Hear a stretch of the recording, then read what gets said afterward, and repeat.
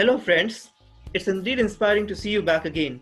Today we are going to discuss about Google Webmaster Tools. We will discuss what, why, when and how. Let us start with what is Google Search Console. Google Search Console is a web service given by Google. Until May 2015, this service was called as Google Webmaster Tools. So therefore, Google Webmaster Tools is nothing but Google Search Console.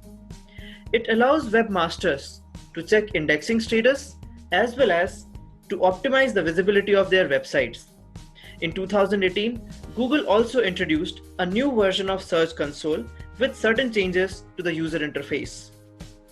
Let us discuss why do you need Google Search Console.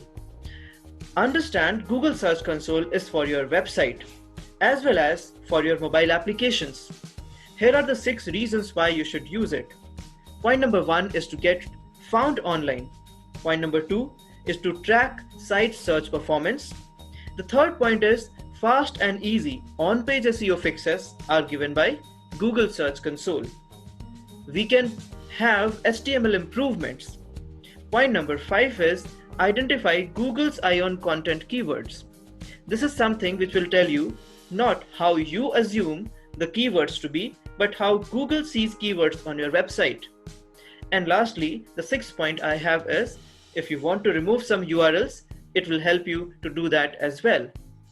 Let us now move ahead on to when should you use Google Search Console.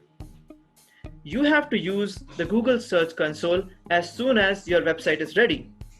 The next point here we have is whenever you are adding a new version of the site.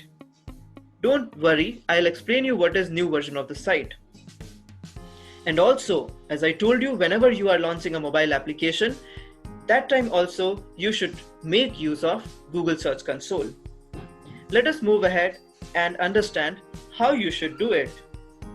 Add every site version. You can see in the diagram, we have Prushal.com, we have https://Prushal.com, we have http://www.prushal.com. So these are different versions of the site. If you have more than one version of the site, you must add both the versions into Google Search Console.